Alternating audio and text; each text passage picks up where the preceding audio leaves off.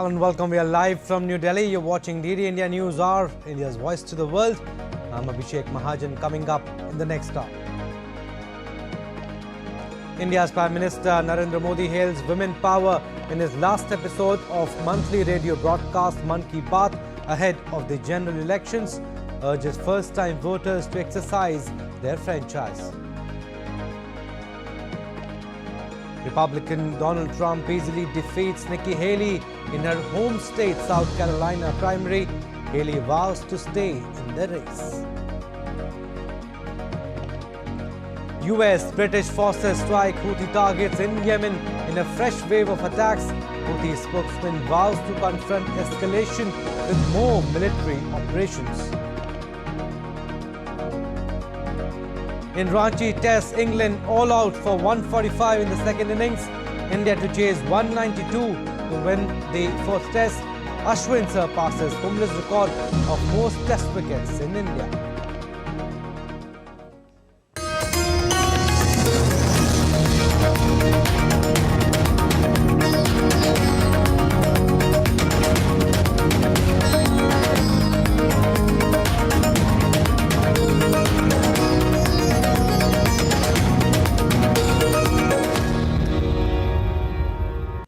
News in detail. Now, India's Prime Minister Narendra Modi lauded the strength and influence of women in Indian society during his last monthly radio broadcast, Mann Ki Baat, before the general elections.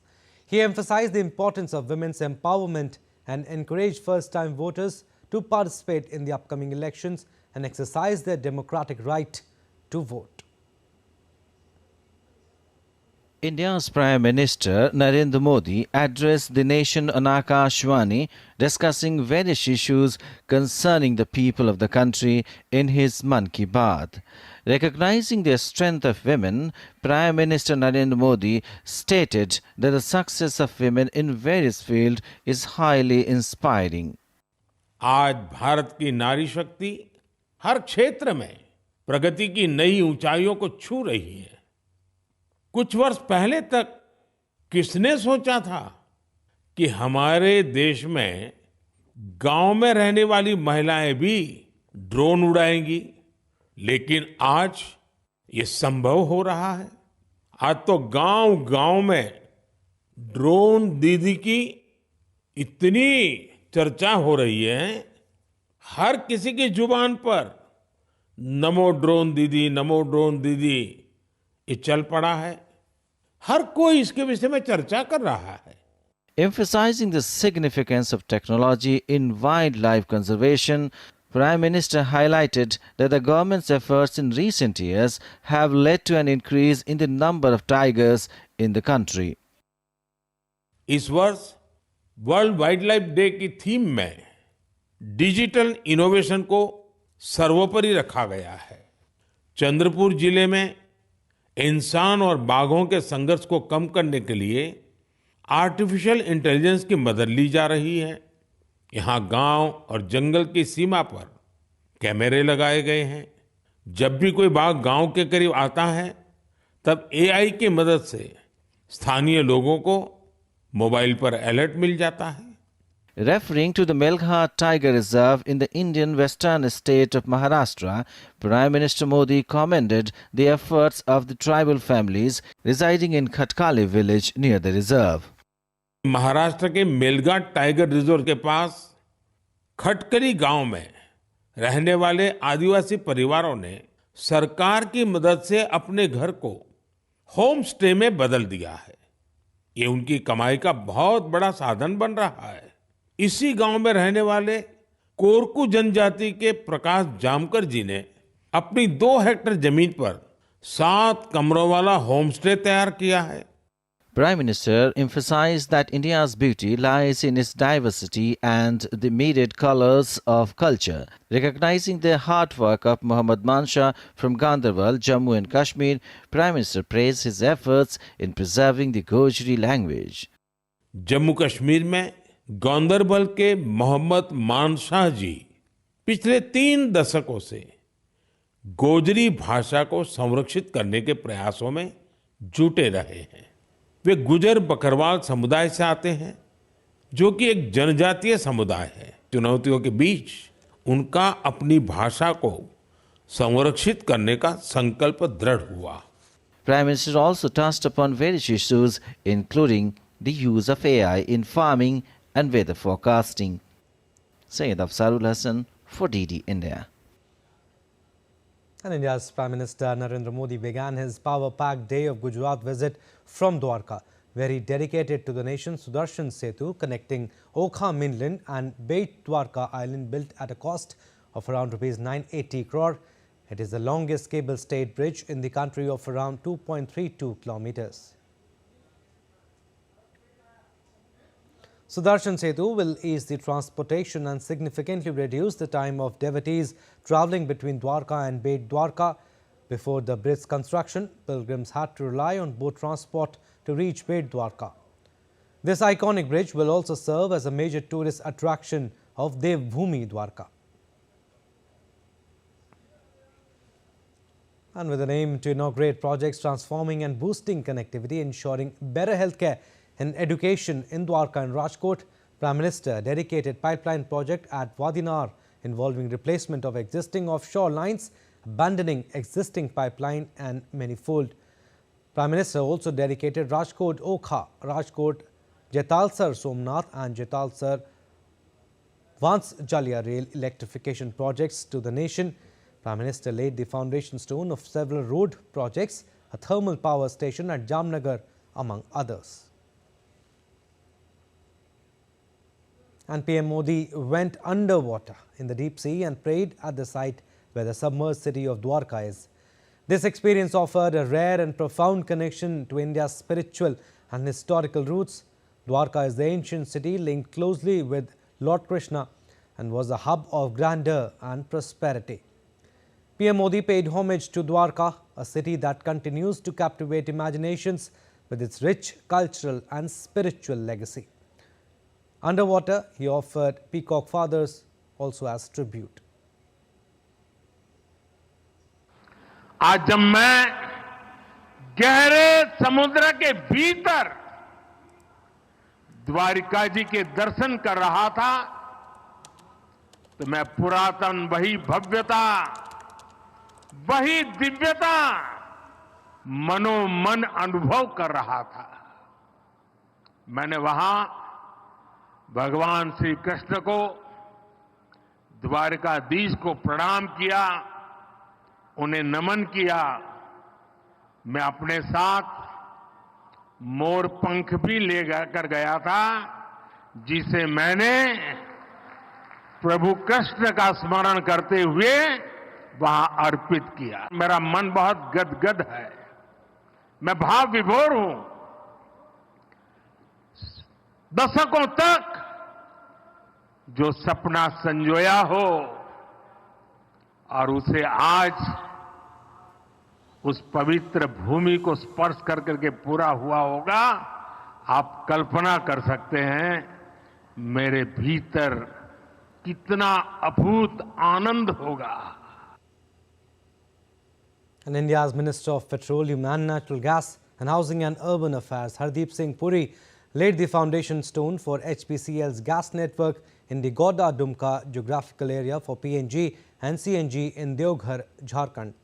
He also inaugurated Indian Oil's PNG under the city gas distribution project. The implications of these projects are profound, promising to revolutionize the lives of residents and catalyze growth across commercial and industrial sectors. So we have seen in other places, in the metropolitan cities, it's easy to get the CNG and the PNG gas collection, but now we are seeing it reaching it to the heartland also. We are now in a situation where I think in the last round of bidding, we've covered 100%, and we've also taken a decision, if I remember correctly, that we are also going to take it now to the island territories. As I mentioned, this gas is of two kinds. One comes from crude oil, which is refined and distributed in cylinders. That also our network today, from 2014, it has gone up to 14 crores, it has gone up to 32 crores and is rising. But in addition, our idea is to take piped natural gas to every household in the country. that reduces the cost. Where with the greater availability of gas, the gas available to households, which is 20% cheaper, by coming in direct, will become even cheaper.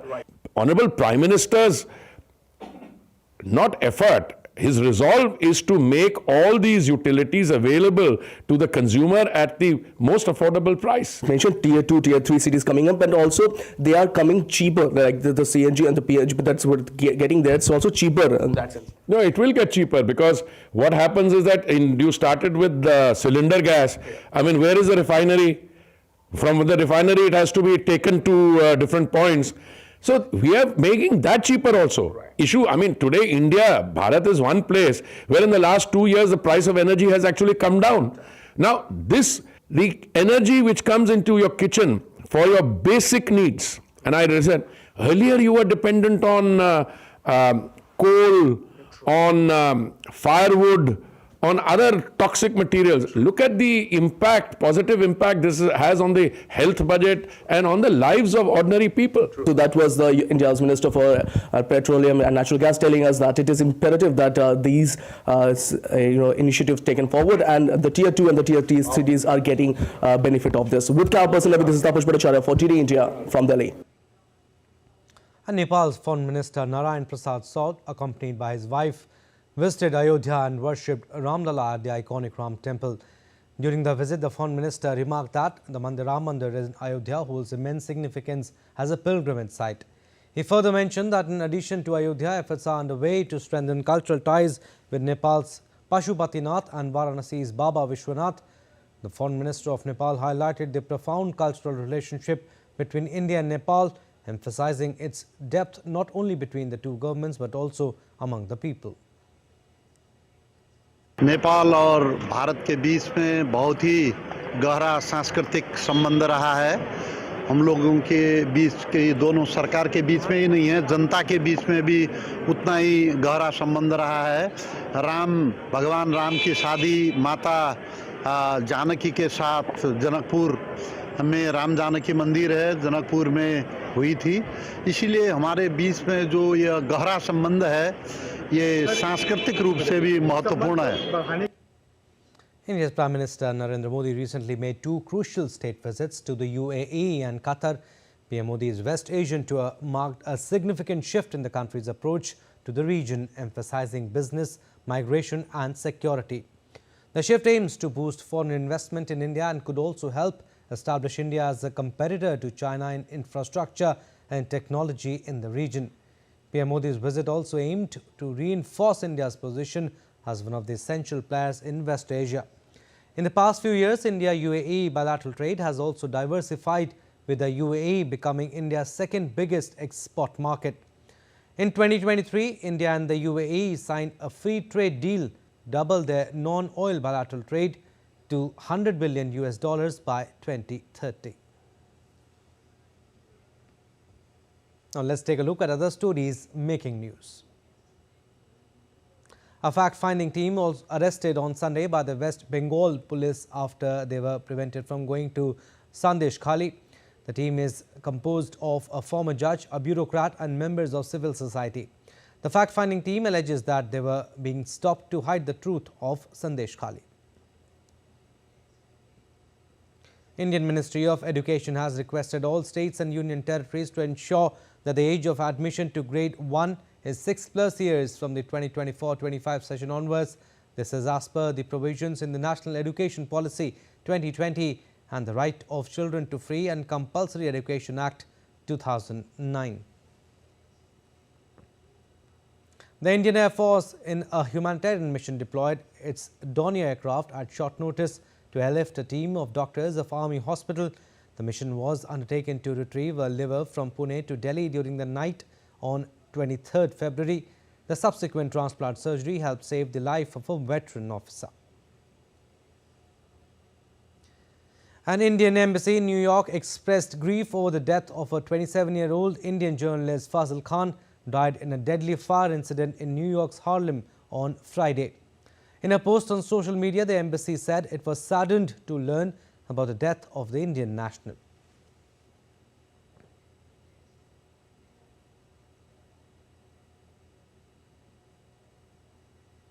And the fifth edition of joint military exercise Dharma Guardian between the Indian Army and the Japan Ground Self-Defense Force commenced today at Mahajan Field firing ranges in Rajasthan. The exercise is scheduled to be conducted from 25th February to 9th March 2024. Aim of the exercise is to foster military cooperation and enhance combined capabilities to execute joint operations in semi-urban environment under Chapter 7 of United Nations Charter. We'll slip into a very short break, but still to come on this edition of DD India News Hour. Western leaders in Kiev pledge long-term support to Ukraine on war anniversary, while Germany is still discussing supplying long-range weapons to Ukraine. Sweden seeks to tighten NATO's grip in Baltic Sea with submarine. And South Korean doctors continue to protest in front of the presidential office against the government plan to increase medical school admissions.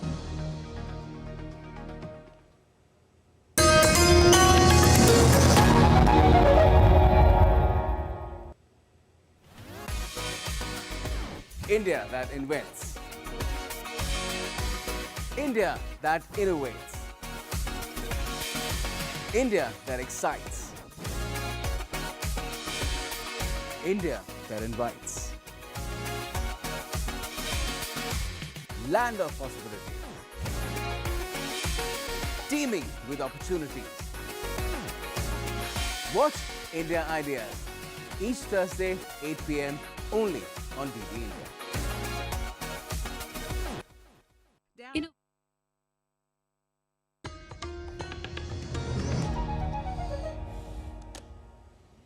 Welcome back. You're watching DD India News Hour. I'm Abhishek Mahajan. Some more stories. Saturday was a tough fight for Republican candidate Nikki Haley, as it was a day for the primaries in her home state, South Carolina. However, the results were not what many hoped would be in a state where Haley was the governor for 2 terms. Let's take a look at what's going on in the US elections. Former US President Donald Trump aced the Republican primaries in the state of South Carolina on Saturday. This was an easy win for Trump, which was also predicted in multiple opinion polls, despite having a litany of criminal charges. We ran 2 great races, but there's never been a spirit like this. And I just want to say that I have never seen the Republican Party so unified as it is right now. Never been like that. America first. We're putting America first. First of all, my family. Right now, we're a laughing stock all over the world. Our country is going to be respected again, respected like never before. Republican primary candidate Nikki Haley campaigned excessively in her native state, but only managed to gather 39.2% of the votes. The loss for Haley is also personal, as she had earlier been 2 times governor of South Carolina. However, she outperformed expectations from the opinion polls and insisted on staying in the presidential race. The younger generation, my children's generation, knows it better than anyone. They deserve better. They deserve leadership. And so I will keep fighting for them and for you and for all of America. Today is not the end of our story. We'll keep fighting for America, and we won't rest until America wins.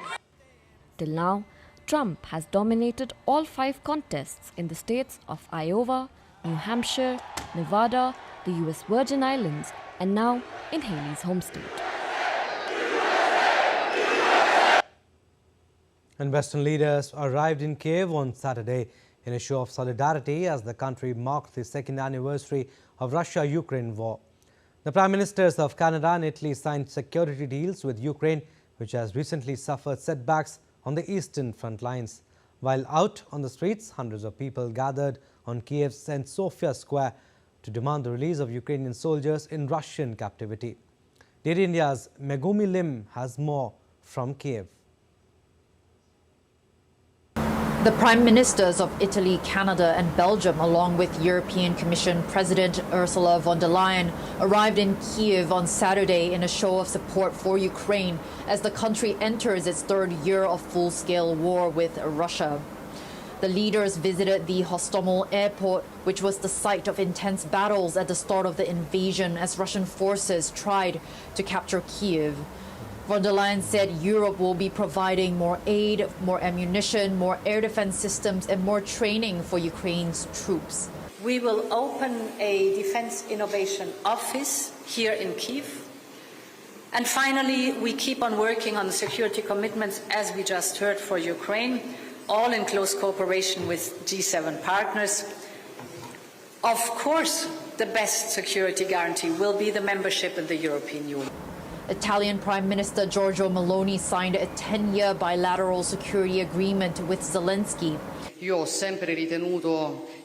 The agreement that we signed today is the most complete and important commitment that Italy has made with a non-NATO country. Secondly, I would like to remind you of the reason why it is important for all of us to sign these security agreements, and that is, I believe that security agreements are the best possible precondition for any solution and for any just and lasting peace.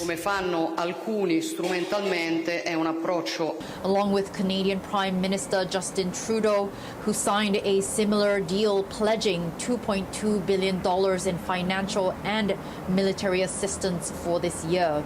As part of our agreement, we're committing over $3 billion of critical military and financial support to Ukraine in 2024.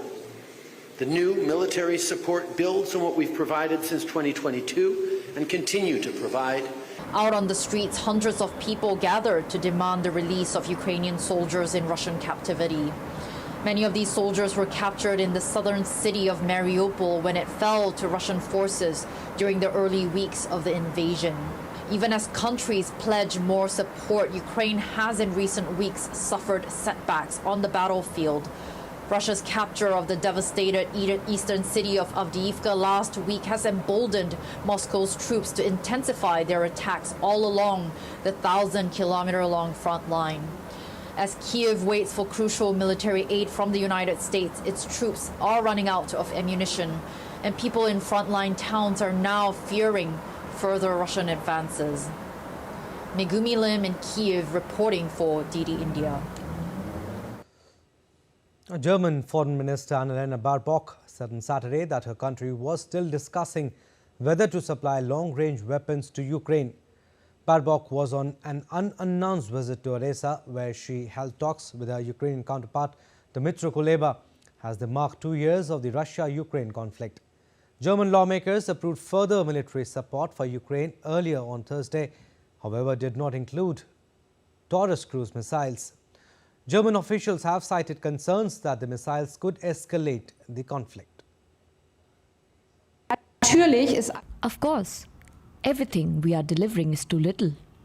We'd need much more ammunition, much more air defense, and way more artillery. Unfortunately, lots of these things can't be found in our stocks anymore. We have to manufacture it now. That's why it's totally understandable that people in Ukraine say they need more of everything. We're racking our brains, especially during the last year, about the issue of how to deliver more, including long-range weapon system. Now, Hungary is finally prepared to approve Sweden's bid to join NATO after nearly 2 years of delays. Sweden applied to join the transatlantic alliance in a historic shift in policy prompted by Russia's full-scale conflict with Ukraine. Hungary was the last member of NATO holding out Sweden's application. Hungary's Prime Minister met Swedish counterpart on Friday and said he had managed to rebuild trust. When Sweden joins NATO, it will help the alliance redress its vulnerability in Northwest Europe, the Baltic Sea, a shared waterway with Russia with the bottleneck for access to ports in 8 states, including Germany. Stockholm is aiming to spend 2% of its GDP on defense by 2026 to increase its military capacity across land, sea and air.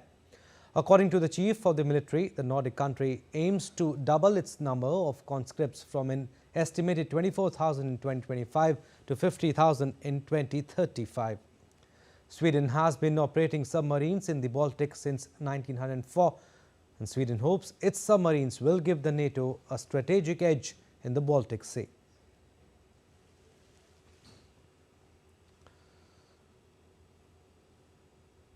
The US and British forces carried out strikes against more than a dozen Houthi targets in Yemen, the group that continues to attack shipping in Gulf of Aden. The strikes have so far failed to halt the Houthis' attacks, which have upset global trade and raised shipping rates. A report. In another effort to quell the Houthi militia in Yemen, the US and UK have conducted missile strikes on over a dozen targets inside Yemen. Warplanes from the US-led coalition launched a strike on the Yemeni capital Sana'a late on Saturday. Witnesses reported at least 4 missiles hitting the Al-Siana military camp located north of downtown Sana'a, resulting in significant explosions and fires. In a joint statement, they said that the military operation targeted 18 Houthi sites spread across 8 locations in Yemen. These included underground storage facilities for weapons and missiles, air defense systems, radar installations, and a helicopter. US Defense Secretary Lloyd Austin said the strikes were meant to further disrupt and degrade the capabilities of the Iranian-backed Houthi militia. We will continue to make clear to the Houthi that they will bear the consequences if they do not stop their illegal attacks, which harms Middle Eastern economies, cause environmental damages, and disrupt the delivery of humanitarian aid to Yemen and other countries. Houthis have launched at least 7 strikes this week, targeting US and UK vessels in the Gulf of Aden and claimed responsibilities for the attack. The group's strikes are disrupting the vital Suez Canal shortcut that accounts for about 12% of global maritime traffic, forcing a longer and more expensive route around Africa. The European Union too has launched a naval mission to the Red Sea to restore and safeguard freedom of navigation. The strikes have so far failed to halt the Houthis' attack on vessels. After Gaza conflict, Houthis started targeting vessels crossing the Arabian and Red Sea. This has upset global trade and raised shipping rates. Syed Absarul Hassan for DD India. And the talks held in Paris over a truce in the Israel-Hamas conflict were productive, and a deal could be reached to halt the fight. An Israeli official said this as the latest round of truce negotiation for the Gaza Strip was held on Friday. Representatives from Qatar, Egypt and the United States negotiated with an Israeli delegation, but Hamas did not participate in the negotiations. If the deal is reached, 40 Israeli hostages and hundreds of Palestinian hostages will be released with a 6-week truce between the two sides. Meanwhile, Israel's war cabinet decided on Saturday that a delegation will depart next week to the Qatari capital Doha to continue the talks over a Gaza truce deal. Now let's take a look at other stories making news around the world. South Korean doctors continue to protest in front of the presidential office against the government plan to increase medical school admissions. Over 8,400 doctors have joined the walkout in protest of the government plan, raising fears about disruptions to the medical system.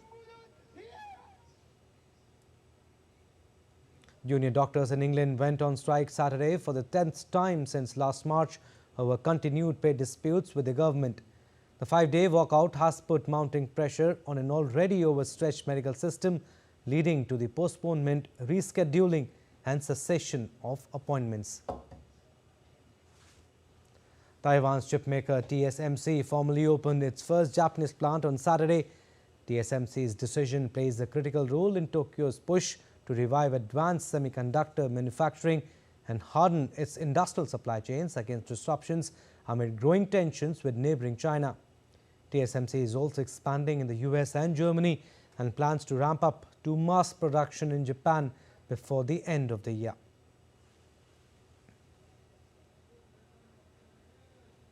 All right, we'll slip into another short break, but still to come on this edition of DD India News Hour. Australia's Prime Minister pledges to provide all support needed to assist Victoria State in a days-long wildfire emergency. West African leaders agreed to lift economic sanctions imposed on Niger, Mali, Burkina Faso and Guinea in an effort to push for dialogue to avert political crisis in the region.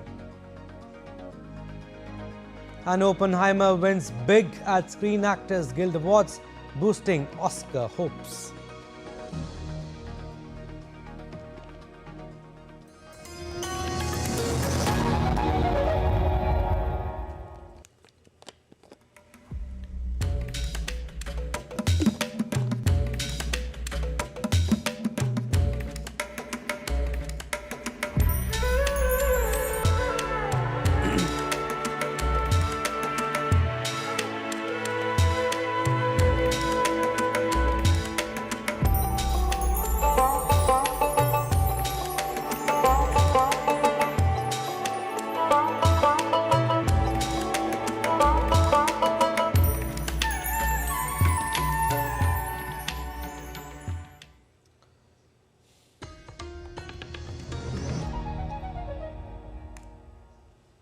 Welcome back. You're watching DD India News Hour. I'm Abhishek Mahajan. Recap of what we have done so far. India's Prime Minister Narendra Modi hails women power in his last episode of monthly radio broadcast Mann Ki Baat ahead of the general elections, urges first-time voters to exercise their franchising. Republican Donald Trump easily defeats Nikki Haley in her home state, South Carolina primary. Haley vows to stay in the race. US British forces strike Houthi targets in Yemen in a fresh wave of attacks. Houthi spokesman vows to confront escalation with more military operations. And in Ranchi Test, England all out for 145. India to chase 192 to win the fourth test. Ashwin surpasses Kumble's record of most test wickets in India.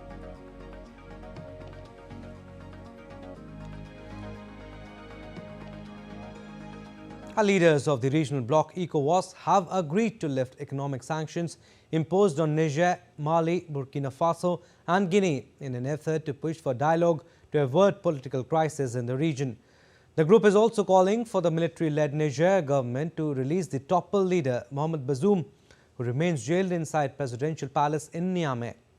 Niger, Mali and Burkina Faso also declared the intention to permanently withdraw from the bloc, but ECOWAS has called for the three states to return. DD India's Ajay Mangut reports. The notice of withdrawal from ECOWAS by Mali, Burkina Faso and Niger were top on the agenda. ECOWAS says the decision to lift some of the sanctions it imposed on Niger, which takes immediate effect, follows humanitarian considerations. These include the reopening of land borders to allow trade, unfreezing of assets, and allowing flights to and from the country. Closure of land and air borders between ECOWAS countries and Niger to be lifted.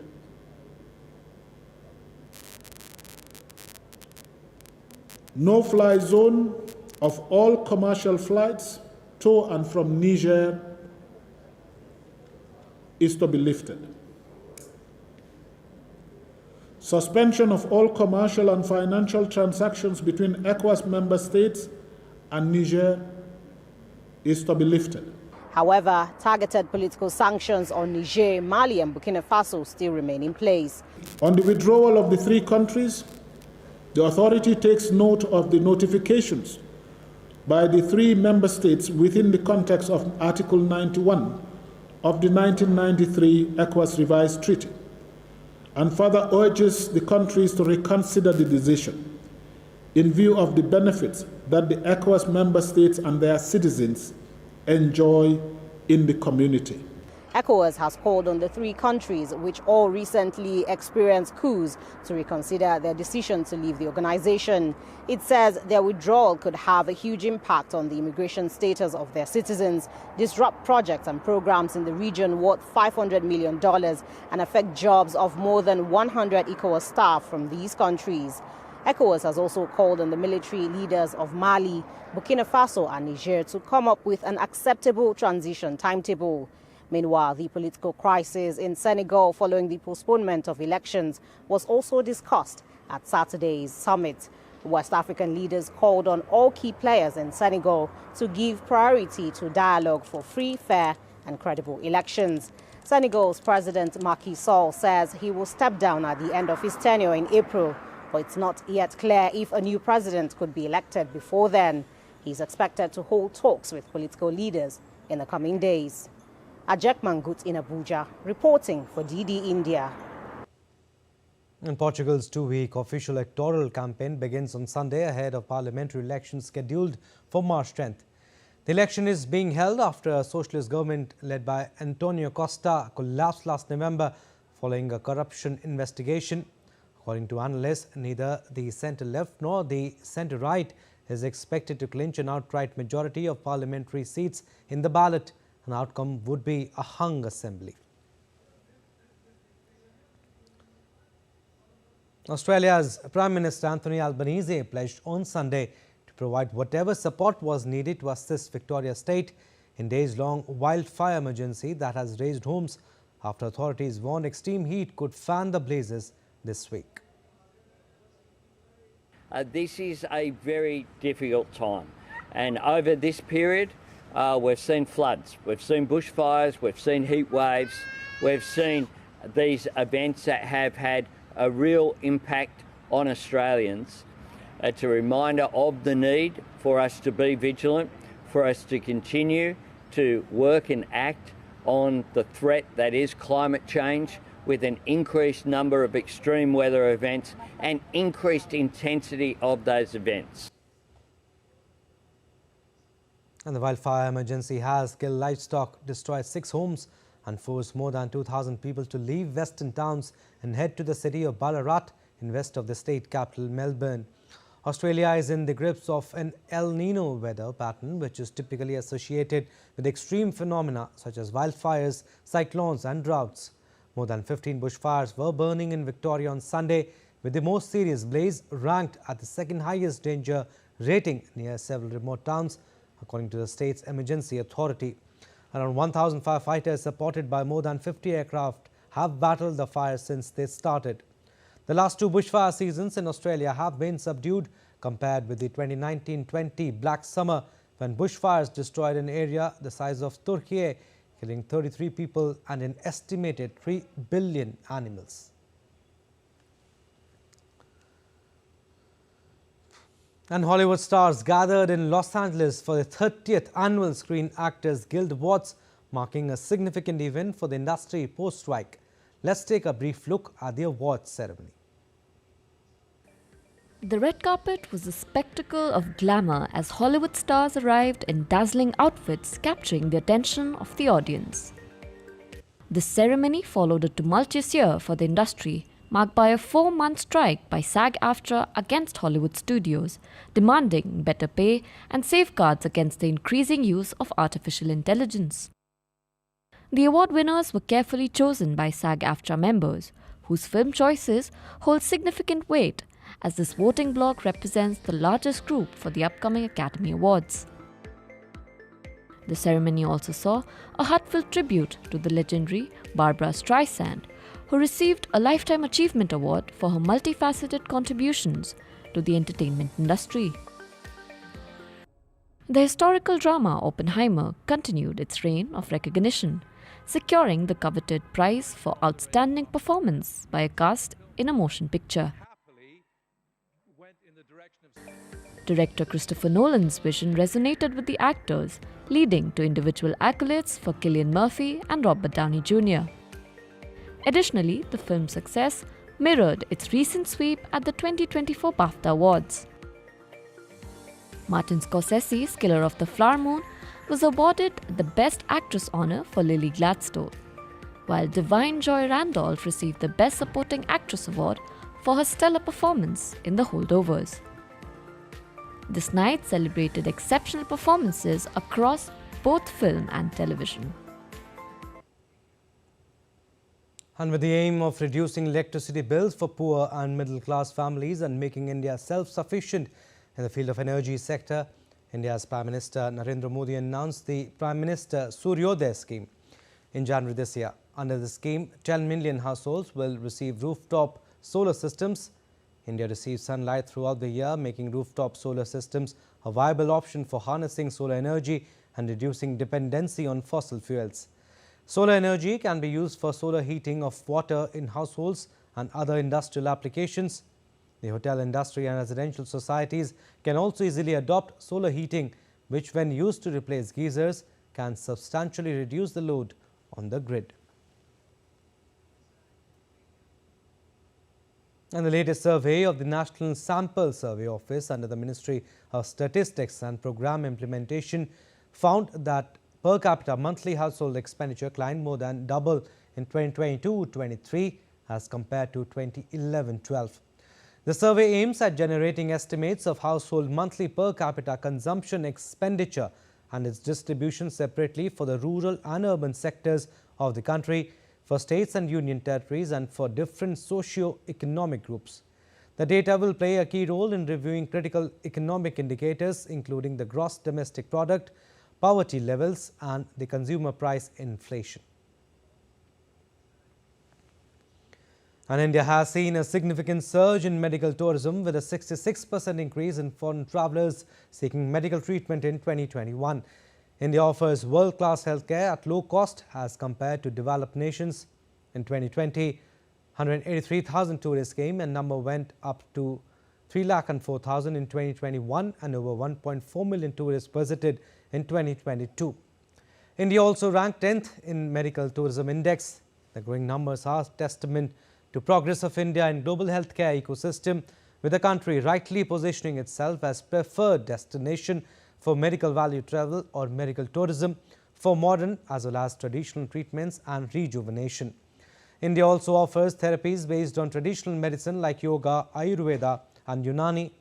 India is also a favorable destination to conduct trials with large and diverse patient pool.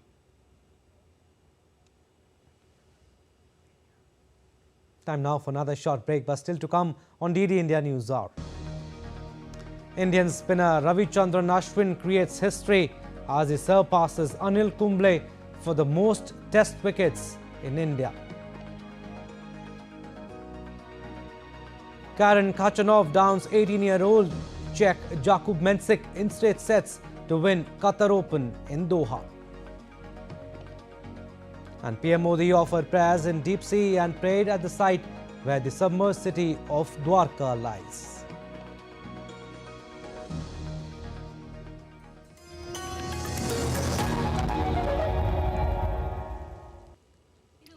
That never stops, where information shapes our reality. One app stands out, helps you stay ahead of time. Introducing the DD India app, Frame check kar lo, frame. Your gateway to a world of news right at your fingertips. Your most trusted source of news goes global, goes digital. Explore a world of options, top stories, live updates, in-depth analysis and more. Stay informed wherever you are. Real-time alerts keep you ahead of the curve always. The DD India app, connecting you to the world one story at a time. Download now and explore the world of knowledge, insights and authentic information.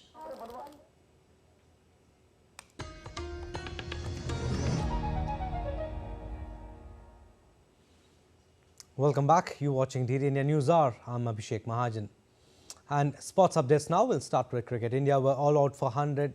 England, in fact, were all out for 145 in their second innings, setting India a victory target of 192 on day 3 of the 4th test in Ranchi on Sunday. Zach Crawley was England's top scorer with 60, while Johnny Bairstow made 30. Indian spinners Ravichandran Ashwin claimed 5 wickets for 51 and Kuldeep Yadav bagged 4 wickets for 22 to restrict the tourists to meagre total. In chase, India were 40 without loss at stumps. Rohit Sharma batting on 24, Yashasvi Jaiswal on 16. Earlier, Dhruv Jurel led India's spirited rearguard action with a brilliant 90 before the hosts were all out for 307 in reply to England's first innings total of 353. And the hosts are 2-1 up in the 5-match test series.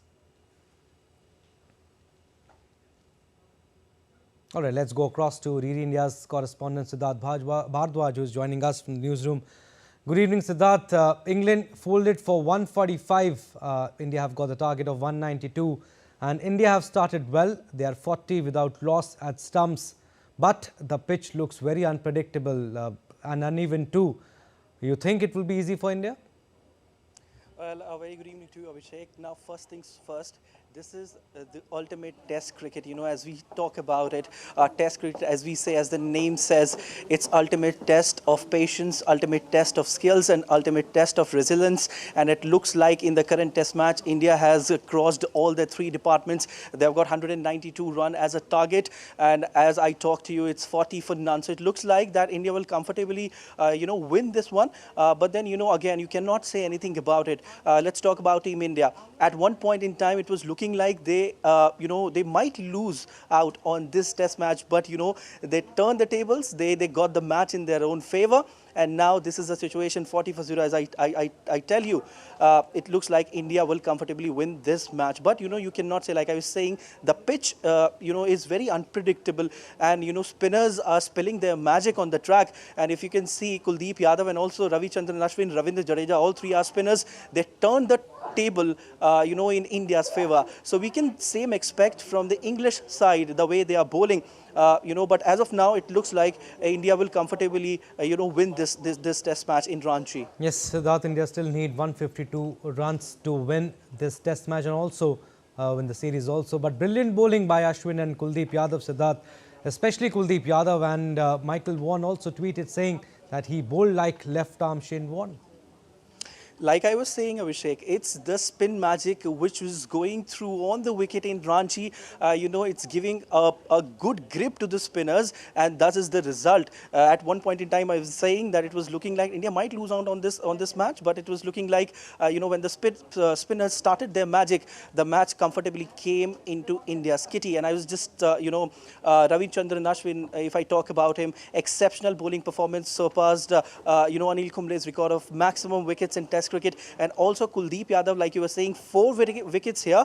And Michael Vaughan also tweeted, like you were saying, he tweeted like he bowled like Shane Warne. But at the same time, after that, he also tweeted that at what point in time it was looking like India might lose, on this wicket, but the tables got turned around, and this looks like India shouldn't be losing this test match. So exceptional bowling by the spinners, and I would also say that wicket also got a good help for the spinners when they were bowling. It was completely as per the bowler's need, and batsmen there on the track were completely clueless and got rattled by Ravichandran Ashwin, Ravindra Jadeja, and also Kuldeep Yadav. What a brilliant bowling by all these three test bowlers. But, it's also a good sign that in the coming test matches as well, these bowlers are, expected to perform like this only. The way they are performing, it looks like, we will just definitely keep the series under our kitty this time in India. If we talk about the series, this is the 4th test match. Youngsters have done well in the series so far, especially for India. Yashasvi Jaiswal, Dhruv Jurel, the wicketkeeper, Sarfaraz Khan, Akashdeep too, and today also we saw umpire also applauding Jurel, the kind of knock that he played. Well, definitely, Abhishek, it looks like a fresh breeze is blowing through the Indian Test cricket team squad, and it is creating waves on the field, which is evident. Like you've said, the youngsters are coming up. It's a good sign for Team India that in the coming Test matches they are getting prepared. You talk about Yashasvi Jaiswal, double 100. You talk about Dhruv Jurel in the current innings, in current Test match, 90 runs. Sarfaraz Khan also contributing, with his 200%. So all in all, it's a good sign for Team India. They are performing exceptionally well, and with youngsters pitching and performing so well, it looks like the future of Indian Test cricket team is certainly brilliant. Right, Siddharth, India are chasing 192 for victory, and India are 40 for no loss at stumps on day 3. Thank you, Siddharth. We'll leave it there, but we'll keep taking updates from you. Indian spinner Ravichandran Ashwin surpassed Anil Kumble for the most wickets taken in Test in India. During the 3rd day of the 4th Test against England in Ranchi, Ashwin picked the wickets of Ben Duckett, Oli Pope to take his tally to 351.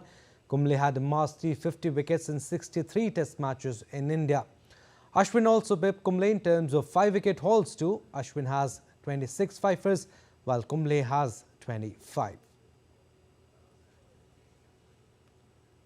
From cricket to tennis now, Karen Khachanov down 18-year-old Czech Jakub Mensik in straight sets to win the Qatar Open in Doha on Saturday. The second seed Russian fended off 4 set points in the opener before claiming a 7-6, 6-4 victory to seal a 6th career ATP Tour title. Khachanov, who did not drop a set all week, is set to climb up 2 spots to 15th when the latest rankings are released. The Italian Jasmine Paolini fought back from a set down to beat qualifier Anna Kalinskaya 4-6, 7-5, 7-5 in the finals of the Dubai Tennis Championships to secure her second WTA singles title. Kalinskaya had been on a giant-killing run in Dubai, having stunned world number 1 Iga Swiatek in the semi-finals after knocking out US Open champion Coco Gauff and Yelena Ostapenko in the previous rounds. All right, football now. Liverpool assistant manager Pep Lijnders is hoping forward Mohamed Salah will be fit for Sunday's League Cup final against Chelsea, but said his participation remains in doubt.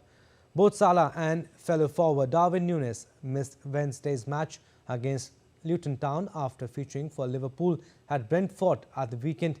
Liverpool are going into the finals with several injuries to key players. League leaders Liverpool beat 10th place Chelsea 4-1 when they played on January 31st. Now, India's Prime Minister Narendra Modi had an experience rooted in history and spirituality in Dwarka. PM Modi went underwater in the deep sea and prayed at the site where the submerged city of Dwarka is. This experience offered a rare and profound connection to India's spiritual and historical roots.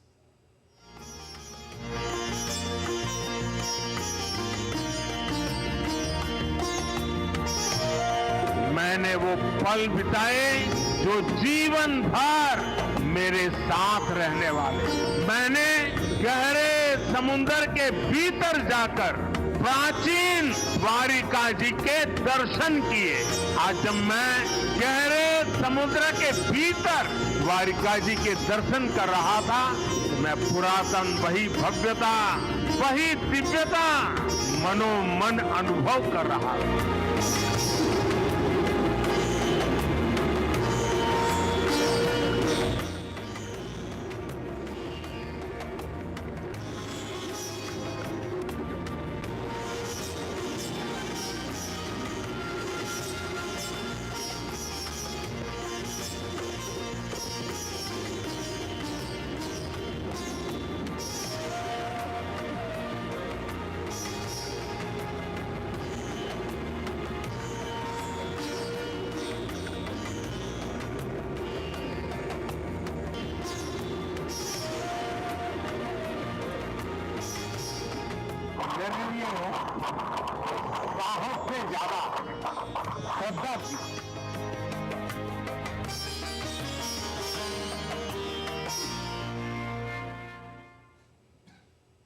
Well, that's all for this edition of DD India News Hour. But do let us know your thoughts on the news of the day. You can connect with us on Facebook, X, formerly Twitter, and Instagram. We'll be back with more news as it breaks here on DD India. I'm Abhishek Mahajan. From all of us here in Delhi, thanks for watching DD India News Hour.